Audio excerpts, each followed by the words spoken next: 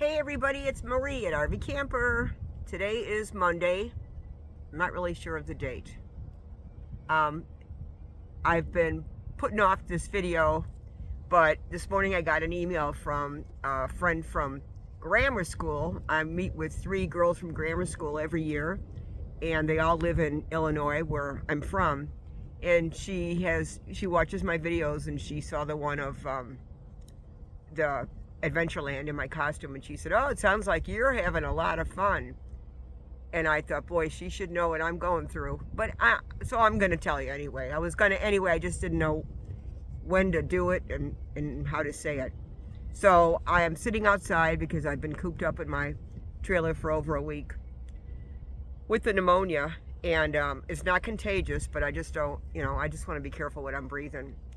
But the second reason for this mask is because my face is uglier than normal, actually, and you know how ugly that is. So besides pneumonia last week, I underwent some cancer surgery. I have 2 kinds of cancer on my skin, on my face, and I had it removed last week. And then I saw a plastic surgeon immediately that same day, and he took care of, let's just say, with folding skin and blah, blah, blah, and stitches, the same day I had the cancer removed. He's going to do a second surgery on the second type of cancer because it's just a longer surgery, and he didn't have all that much time last week. So I'm going to show you what it looks like if you're squeamish or whatever. I mean, it's, I'm used to it, but let me just show you, okay? All right. By the way, I got new glasses, and they're practically the same as the old ones. It's the highlight of my week. Let me go in the sun. I'm not taking my hat off because bedhead. I've just been in bed, Anyway. So I had skin cancer here and here where this divot is, I guess we'll call it, instead of a hole. And so it was removed from here and here. Then I went to the plastic surgeons, and he folded skin from there to there. So this jowl line, I won't be having much of one here. It's like, can you do the other side? And I asked him, can you do this too? He goes, no, it's a different surgeon, different plastic surgeon. He only does faces. Anyhow, so I have all these lovely stitches down here. But the real one, the real crummy one, let me see. He's going to take skin from the bridge of my nose and use it to put it on this divot that's here. So I'll have stitches here, and then stitches here.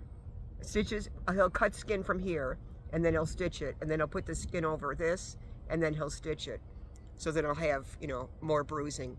This got black and blue last week a little bit, but it's really healing nicely. It's one of those things that, like when I had breast cancer, it's nothing that I did to cause it. It's just, you can't help it. It wasn't from smoking or anything. It's just the way it happens. I didn't ask him if it was from the sun. I don't know if you can get skin cancer for other reasons, but I'm going to find out. And then I'm going to do a second video on this surgery, and I'll let you know what he says. I did live in Arizona for, I don't know, maybe 10 years or so. And I had a built-in pool, and I did worship the sun.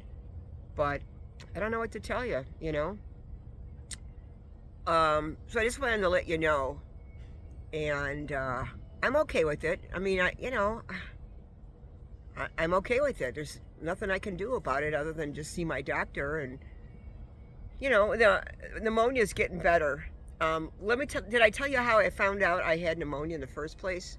Well, I've had a cough and a cold for over a week, and normally I'll be like, well, I have a cough and a cold for over a week, and I'll take cough medicine and cold pills. Well, I did both, and nothing happened, and I just said, you know what?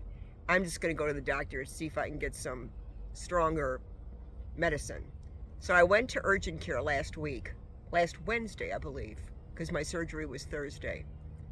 And I didn't have a fever. I've never had a fever. And they decided to take a chest x-ray because when she listened to my chest with the stethoscope, she heard, you know, gurgling or something.